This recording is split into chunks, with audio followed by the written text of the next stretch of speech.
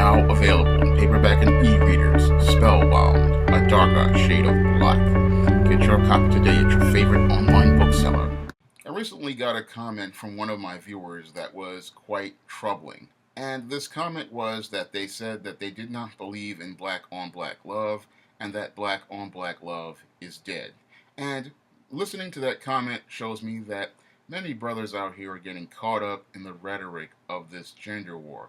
And what many of these brothers and sisters out here don't understand about this whole gender war is that this gender war was designed by white supremacists to wedge a divide between the black man and the black woman and have them fighting each other instead of working together. Now, I grew up in the late 70s and early 80s, and I got to experience a little bit of that black on black love in the black community. When I was growing up in the South Bronx and going to Harlem to see other members of my family from my father's side, I managed to experience the beauty of black on black love, as little as it was left in the black community. And at that time, there was a magic in the black community, there was a heart in the black community, and there was a spirit in the black community, because at that time, people were still trying to work together and still trying to look out for each other as best they could. Yes, heroin came in and led to a lot of junkies being in the community, and the place was in many places like the South Bronx were burnt down. But still, people managed to be together for each other as best they could. And that was what I felt in the black community at the time. I felt that people were together. I felt people were united. I felt people truly were caring of each other and looking out for each other at the time. Again, people didn't have much because a lot of buildings were burnt down, a lot of buildings were abandoned around us, a lot of garbage on the street, but people still who lived there cared about each other and still had connections to each other. And they had each other, and you could feel that love, especially among black people, for each other. Now, as time passed and the crack epidemic came, that's when I started to see a lot of the black on black love in the community start to wane. And that was due to, again, white supremacists coming in, and they were driving a wedge in the community. And what they did was they activated the hypergamy in most of these black females by showing them these dope dealers with all this money, and they went chasing after them, and these rappers with all this money. And that, again, put up more of a divide in the black community. And what most black people don't understand is that this whole gender war construct is, again, something designed by white supremacists to drive a wedge between black men and black women. And many people get caught up in the rhetoric of the gender war, not thinking about things in a critical perspective. Because when you take a more critical look at black on black relationships, you can see white supremacists being the puppet master behind the scenes and manipulating things. And just like Satan, they go for the weaker vessel, and the weaker vessel for them is the black female, because they know that the black female covets what the white woman has, and that's who they use to try to be their primary wedge to drive between the black community. They know that the black female sees the white woman as the pinnacle of beauty. They see her elevated to this incredibly high position, and they covet that high position, and they want that high position for themselves. And because they want that high position, this is why many black women went and sided with the white feminist movement of the 1960s and joined with the welfare state, because they wanted to get the things that the white woman had. They wanted to have the economic status that the white woman had. They wanted to have the social status that the white woman had. Unfortunately, what they didn't understand was that white supremacy was using that as a way to, again, divide the black community and turn the black woman against the black man. And what she didn't understand is that the black man loved her and he wanted to have a relationship with her, but what she wanted was these material things. Her hypergamy had kicked in, and she thought that, oh, this feminist will give me things, and this government will give me things through this welfare state, and I'll have access to resources. And that's why she, in many cases, is over here. She's been manipulated, she's been used, and she doesn't know what love is in the traditional state of black on black love.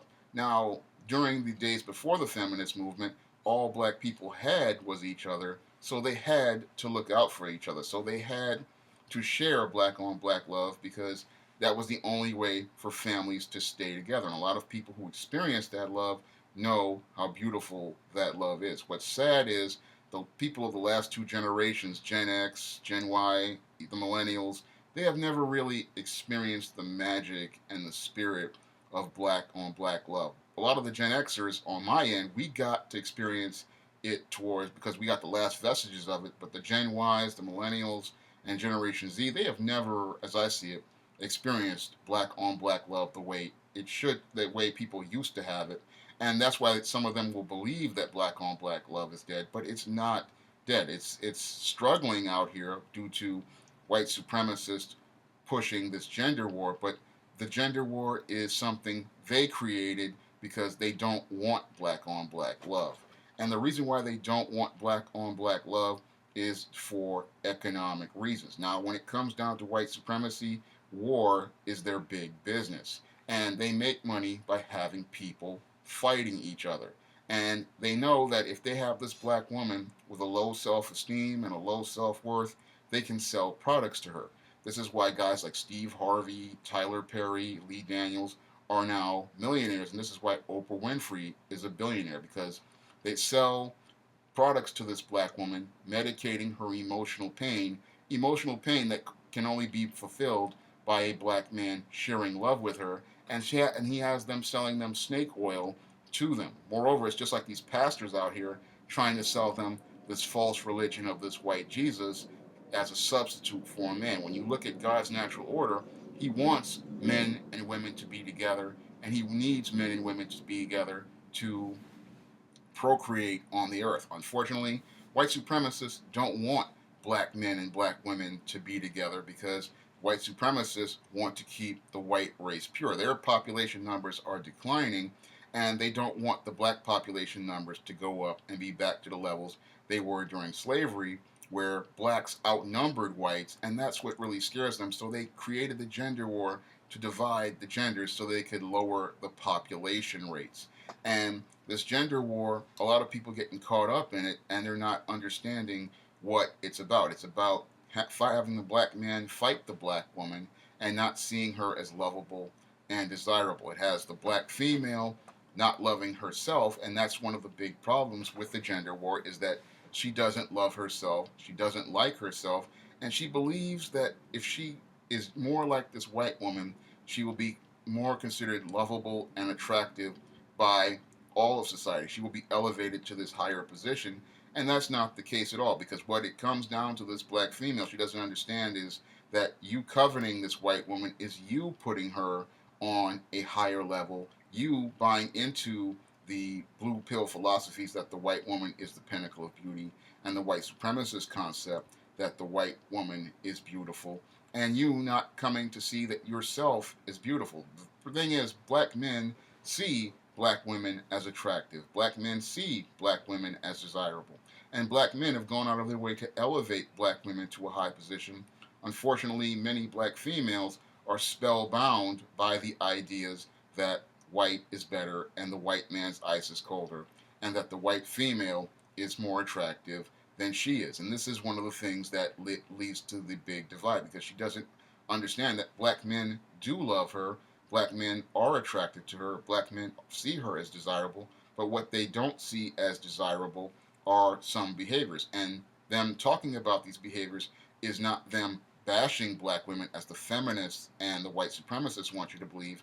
It is constructive criticism, because black men who love black women, they're going to go out of their way to try to tell that black woman things that may sound offensive to her but are done to help her, because that black man truly cares about that black woman, and he doesn't want to see her humiliate herself or degrade herself. And this is why he is making these statements about black women, because he cares about that black woman. And this is something black women don't understand, that when you see these videos black men are making and you see them making statements, they care about that black woman enough to make these statements, because they don't want to see her humiliated, they don't want to see her embarrassed, and they don't want to see her degraded, because they love black women. Now, a lot of these guys who get caught up in this gender war stuff, they'll look at it and go, "Oh, they're being hard on black women." But no, a lot of black men like myself, we come out of love because we don't want to see our women again humiliated, degraded, embarrassed, or participating in embarrassing behavior, or following dysfunctional people like your Serena Williams, your Meghan Markles, and your Halle Berrys out here, following them down a road of dysfunction, because those females hate themselves and the behaviors that they're participating in are extremely dysfunctional. Same thing with these twerkers, same thing with these swirlers. These are people who do not love being black, and they do not love their blackness, and they do not want to share black on black love. They want to try to destroy the image of black on black love, and in some ways they're like agents of white supremacy. They want to promote ideas that run counter to black on black love. But black on black love is out there. It is still out there. All you have to do is go search for it and look past the rhetoric of people who are out here promoting false concepts like these black pastors of religion, because religion has nothing to do with God. You have to look at past these people like Steve Harvey and Tyler Perry who are selling you the propaganda of this good man, because their ideas of the good man come from Madison Avenue and Hollywood, and those two institutions are white supremacist institutions, and they want to sell you a product of a good man that does not match the reality of a man of character, conscientiousness, honor, and integrity, and the intangibles of manhood. They don't want to sell you that. They want to sell you this 6'2" guy who drives a nice car, has a big education, has a luxury car, a condo, material items, but he has no intangibles of manhood as related to the content of his character.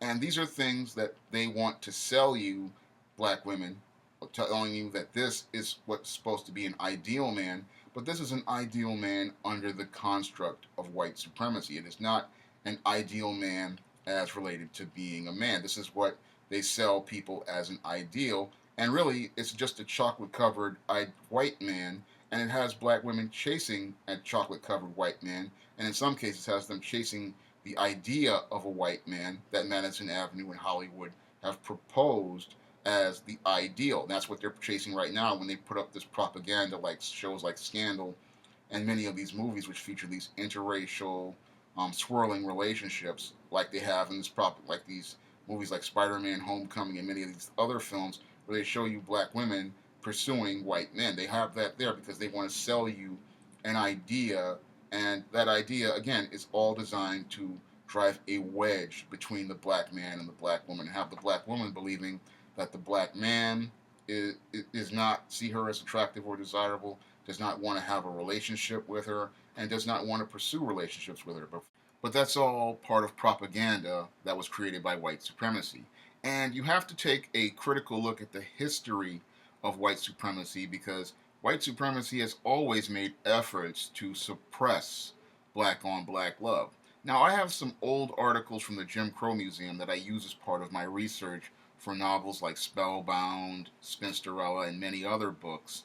And I'm going to leave a link to one of those articles in the description box. And that article was called What is Jim Crow? And if you look at the article of What is Jim Crow, it clearly states that one of the things Jim Crow tried to suppress was black on black love, because they made it where it was considered frowned upon to see a black man and a black woman kissing, holding hands, or sharing any sort of affection, because white supremacists don't like seeing black on black love, because if there is black on black love, then that means that that black person is going to have a black family, and that's something white supremacists don't want to see shown in media, because if you show a black man loving a black woman, caring about a black woman, and expressing affection towards a black woman, that means that they won't buy into the concepts of white supremacy, or the idea that the white man is supreme, or that the white woman is supreme,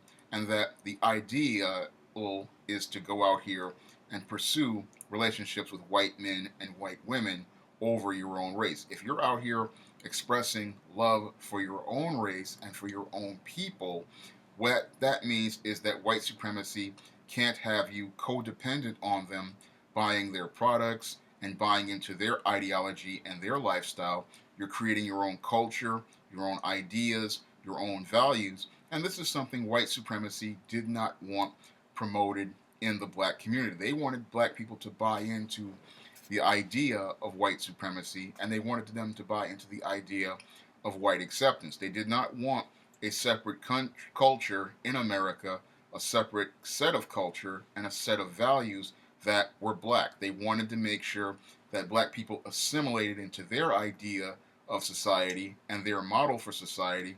And that was what Jim Crow was all about. It was about suppressing black love, black affection, because when it comes down to black on black love, when black people have love for themselves, they go out and express themselves in having their own culture, their own values, and their own ideas. And they did not want that. That's what Jim Crow was designed to do. It was designed to try to suppress and control black people, and then, moreover, tell them that their idea of having their own thing and having their own culture and having their own values was second class. When in actuality, having your own culture and having your own ideas and having your own values is not second class. It shows that you have a high value of self, a high worth of self, and that you have value for yourself. Moreover, you have value for others in your own community.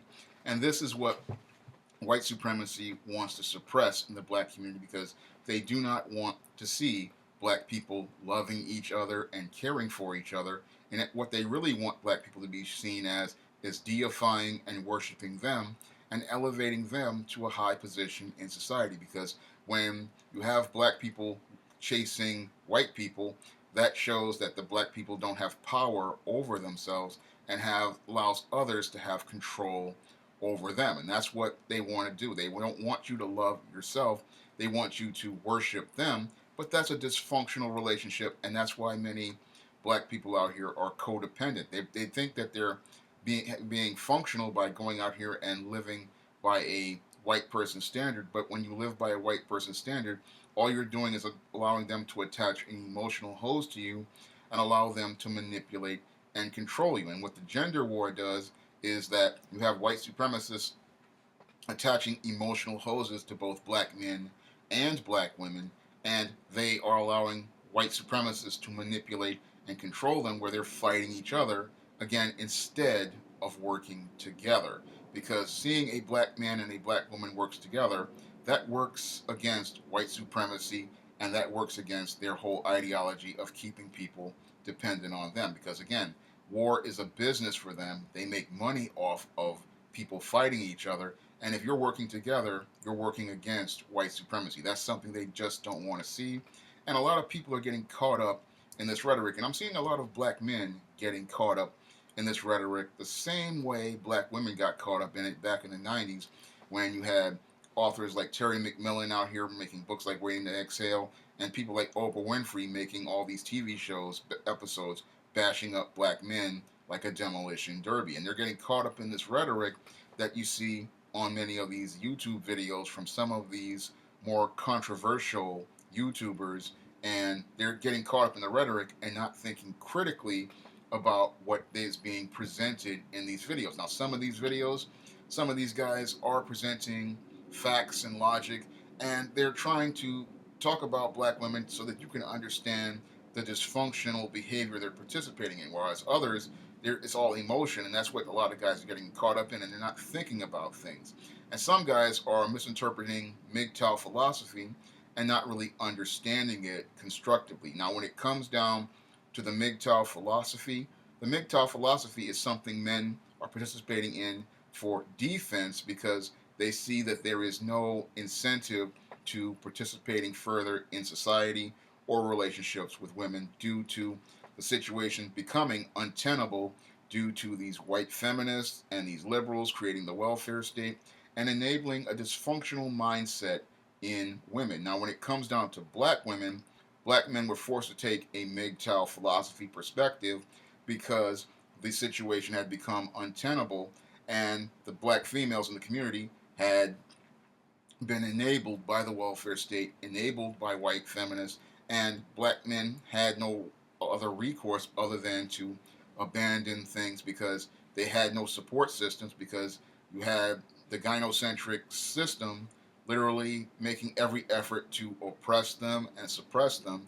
And a lot of guys are getting caught up in rhetoric and they don't understand what the MGTOW philosophy is. Now, as a guy who was a MGTOW before it was MGTOW, a guy who adopted this philosophy back in the early 90s, I understand why men adopted that philosophy. They adopted that philosophy because they saw the females had gotten hypergamous due to the dope game. Like I saw a lot of the females becoming hypergamous due to the dope game, and they were chasing men for resources. However, I also saw the puppet masters behind the strings, these people, these white supremacists out here, the ones who work in the entertainment industry, the ones who work in the dope game. They were all manipulating things, and again, they were doing this because they did not want to see black men and black women coming together. They do not want to see black men and black women come together because if black men and black women come together, then they cannot control the black community. And they use the black woman to control the community,